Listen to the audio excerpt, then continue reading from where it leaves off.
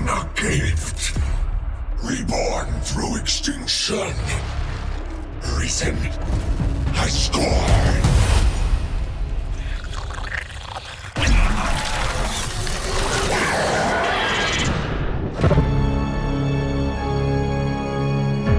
A new species of Scorn are hunting Elixni across the system. Once he finds it, it's too late. Fikrul must be stopped. Okay, hold on. Is that potion empty? Must be. Is it supposed to be empty looking? Okay. Just let it roll. All right, I'm gonna let it roll. I'm just saying it's empty, but okay. All right. Stopped. Stand against those who would cast us into ruin. Defend our people. But against the dead, killing is not enough. Dude, I name you Slayer Baron. I freaking love this style, man. Oh!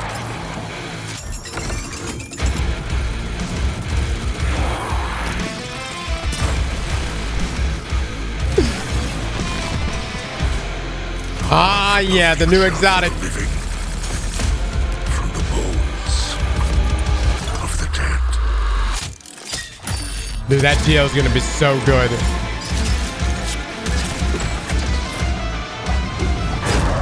We are beyond death. All right. So the theme of this episode is going to be, we're essentially going to be like vampire slayers, right? Hence like Fikrul and like the statement that he made right there where we are beyond death. I'm sure there's going to be a moment there where we pull out, I feel like we're going to pull out like a stake of light or something like that. I think there was like a picture of that, and we'll have to like get the kill and then drive a stake, or at least that's what I'm hoping for. We're going to drive a stake of light into them to get the actual final blow. The vibe of this is really, really cool. I want to point out something real quick. You know, Bungie's been saying for a long time, like, we can't bring back No Land Beyond because it's a primary, it would take primary ammo and it would be busted. And yet they make a grenade launcher here, which is obviously very powerful. That takes primary ammo. You know, I'm just saying, like, if there was ever a moment to bring back No Land Beyond, maybe not Revenant, but at some point in the future, I feel like we've already crossed that threshold. Oh yeah, and it makes ammo. And yeah, and this GL makes ammo. It literally is able to make special and heavy ammo and does a tremendous amount of damage, synergizes with stasis. We've already covered, we did a review on it. It's really, really good, guys, especially with our stasis subclasses. I love it, especially with the new Titan exotics. But considering that, I feel like No Land Beyond can come back. All right, so for those that are maybe have not been keeping on with Destiny, Icebreaker is making a return. Of course, there's no footage here showing it. I like what they're doing it. They're essentially going to be giving it like its own version of ammo regeneration that's kind of like Envious Assassin, except on the other side of it, its name Icebreaker is going to lean into breaking ice. So it's going to do something with stasis, right? For those that don't know, Fikrul, he's got daddy issues. Crow at one time used to be Aldrin. He thought of him as his father, something along those lines. And I'm sure there's going to be a moment in this episode where he's hoping to have a beautiful reunion, but then he's going to see Crow. Crow's got a new hairdo, probably going to throw him off quite a bit. And then not only does Crow got a new hairdo, he's Crow now. He's not Aldrin. And so I'm sure it's going to get awkward real quick, but I'm hoping we're going to have just a nice moment there to share that, or at least just observe that one-on-one.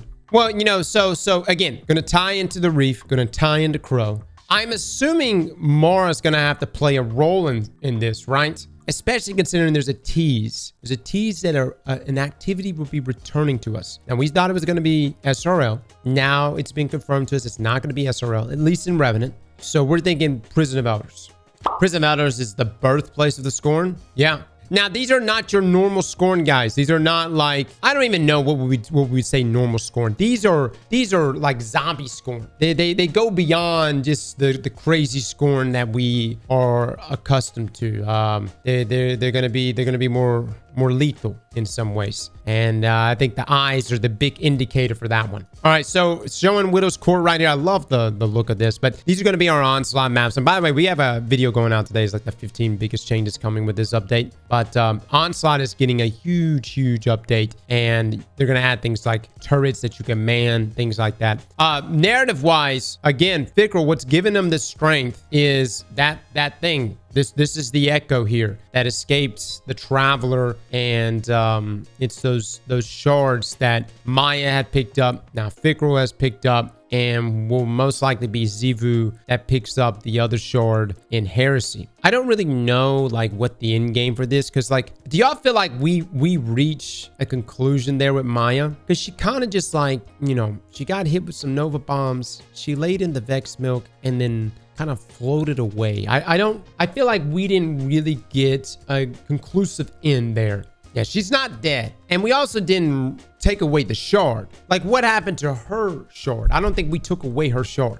I would say, though, that was our first time meeting Maya. So, all right, you want to save that for another day? Sure. Fikrul here, I'm going to be very upset if at the end of this episode, we don't go balls deep in him with a stake, okay? Like, it needs to happen. We need to put this guy down. He's been, you know, just kind of on the outskirts and talking mad shit now for 7 years, 6 years, something like that. So we need to put him down. He's got to go, man. And, you know, it would be poetic if Aldrin did the deed, but I'm down to do it too. So this is our new potion crafting. I don't know why it's showing the potion being empty. The potions are going to be really cool though, guys. Again, you're going to have 2 sets of potions. You're going to have 1 set of potions that are going to enhance your abilities. It's going to give things like boosts that are available for your artifact mods. That's 1 set of potions. The other set of potions are going to be like our attunements from Onslaught. If you want to, you know, specifically go for a weapon, considering we don't have craftable rolls for our seasonal weapons, you can do so. And there's other things that are going to improve RNG. But both of these sets of potions are going to be very important. I will say this, and we kind of had like, y'all remember Season the Hunt? Season the Hunt was supposed to be, you know, the season where we go out, we track down the beast, you know, we follow the trail, and then we slay the monster. It sucked ass. Season the Hunt was terrible. Everything about that season was the exact opposite of what I would want a monster hunting season to be. This episode is going to have to take that to that next level. I'm talking like spooky levels. You know, we're like almost like, I don't know if we could ever get as close to the level as like a Witcher. But man, it would be awesome to really lean into that, you know, to lay down traps, to track down a monster, to feel like we're in danger, you know? That would be amazing. All right, so Mithrax is back in the loop. Mithrax, you know, here's the thing about Mithrax, dude. This man's a killer. You hear me? I mean, can kill from sunup to sundown and make it home and have dinner with the family and not feel anything. Here's the problem. Ido, his daughter, she's witnessing this for the first time. And she's like, I thought you were this lovely father of mine, and yet you're out here ripping throats out of motherfuckers. Now, Mithrax, that's the Mithrax we like, right? Oh, throat ripper Mithrax. But I'm assuming this episode, he's going to try to walk that line where he doesn't want to be like overly brutal in front of his daughter. But I am hoping there's going to be a moment there where he just breaks out at that and just goes crazy. You know what I mean? Actually becomes the killer that we know he can be. Aren't worm gods going to show up this episode? I think if worm gods show up, they would literally pose no threat. They were, worm gods were shown in a preview. That could be a setup for Heresy, you know. I don't know, man. After we've read the lore about the worm gods, I mean, dude, Rolk pretty much just went down there, you know, slapped the piss out of the worm gods around, told him who's daddy, and made him do his bidding / the witness's bidding. I'm not saying that the worm gods won't pose a threat, but they're not nearly as daunting as they were in the past, you know? Yeah, they're kind of bitches. All right, so these are some of the new weapons or armors that are coming as well. We've covered some of the roles and the weapons. There's something to take note about some of the weapons that we covered. It was pointed out that one of the weapons, I think it was the grenade launcher, the roles differ from what Bungie disclosed in the most recent TWAB. Again, that was a dev build that we were playing with. So when everything goes live tomorrow and we can actually see roles, we'll see exactly what has changed. Some of them I know for sure are locked in because I got to play with those exact roles. It wasn't just me looking through the database while we were there. God, I love this vibe right here, man. What's going on right here, guys? Is this Tangle Shore? It's like Dreaming City, yeah, but Tangle Shore vibes as well. Looks like the Tangle Shore. Yeah, but it's got the Dreaming City architecture here in the background, right? I don't know. No, This doesn't really make sense. I mean, could be the... Someone's saying it could be the entrance to the new dungeon. But the new dungeon looks like a straight up this Vex gate, you know? Oh, this is the Tangle City. Ah! Yeah, okay. Slayer Barons, man. All right, so this is part of the rework here, or the new additions here to Onslaught. Bungie saw how much we enjoyed Onslaught. I loved Onslaught. There's not many activities, in my opinion, that really challenges our builds. Onslaught is one of those. It's like that there, especially when you get up to like waves 40 and plus, puts your builds to the test. The best of your builds, right? But they're adding these turrets that you can man. What's interesting is that you can upgrade this 3 times. On the 3rd tier that you upgrade it, you'll have the ability to scorch and synergize even with Solar 3.0. Do we even call it Solar? Do we even call things 3.0 anymore? I'm kind of stuck in the past. Does anyone call subclasses 3.0 anymore? I've been calling it 3.0 now for the past 2 years since we started the 3.0 thing. Do we just say Solar at this point? The turret part goes unreasonably hard in this trailer. Actually, though.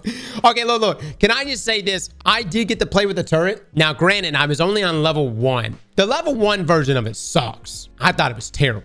However, hopefully, you know, level 3 is what really breaks it away. You know, we see the big jumps there, you know, from Sweeper Bot to Shax. But the level 1 version of it was not impressive. I actually got on it, realized I couldn't hardly kill anything, and then got right off. God, this scene does go way too hard. So if you see that with the trip mine also, guys, the trip mine here will apply stasis slow and will freeze and things like that. So they're upgrading the trip wire there. Another thing that we're getting is the airstrike. This is the airstrike right here. Now you'll be able to place, you know, a little AoE effect on the ground. Anything that steps down AoE effect, airstrike will come in. I don't know if it does self damage or not. I don't know if you could stand in your own airstrike.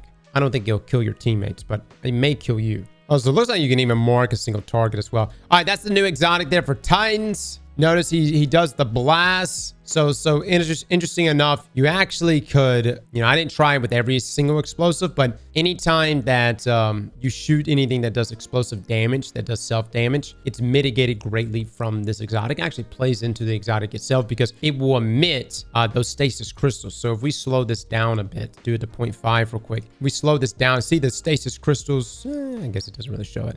And then this is the Warlock exotic. I would say out of the 3 exotics we got to play with, the Warlock exotic, especially for Onslaught, looks to be the strongest. I mean, you're able to lock down an entire area with stasis, so physical barriers, and have a little stasis turret buddy that's firing at everything you're firing. And it's aggressively firing. That's also refreshable and other things. So the Warlock exotic is very, very strong. Again, for like run and gun scenarios, I wouldn't use this exotic. But for Onslaught, hell yeah, absolutely. And then you got the Hunter exotic that kind of leads into the shurikens and the shattering there and all that jazz. Looks good.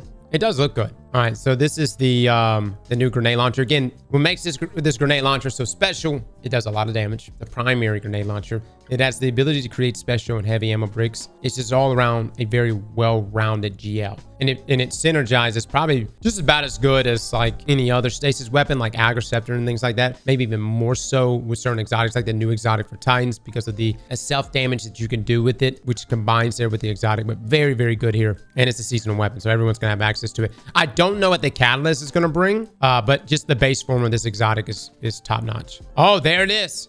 Okay, so guys, this is that finisher move we were talking about. Look, so he's got the stake, that's stake of light, and he stabbed. I guess so. Is that a finisher or is that an actual mechanic? That just looks like a finisher. Okay, so this is just a finisher. I do want a moment there where we impel an enemy, like, you know, maybe whether it's the finisher or the mechanics. Like, I want to see a stake of light going in one side and out the other side of the target. All right, guys, that is your trailer. That is what we are going to be tackling tomorrow. It fits into the vibes of, you know, Halloween, October, Slayer Barons, us going out and finding monsters. I would say for Bungie themselves, like, they need to lean in heavily on that front. Like, this does not need to be Season of the Hunt. It needs to feel dire, needs to feel scary, needs to be spooky. I mean, when I say spooky, it needs to be, I need this to be so spooky that I wouldn't even want my son to play it.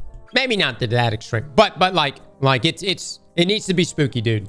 Keep in mind, guys, it's October 7th right now. It's going to be October 8th when this launches. Festival of the Law should be right around the corner. That's our Halloween event. I actually find that the Halloween events are pretty good. Bungie actually does a pretty good job. Like, a Halloween event's good. Dawning's pretty good. Considering that the Halloween event should be tying in thematically pretty well with this episode, I would think it should be pretty good. Slap that like button like your mama told you right.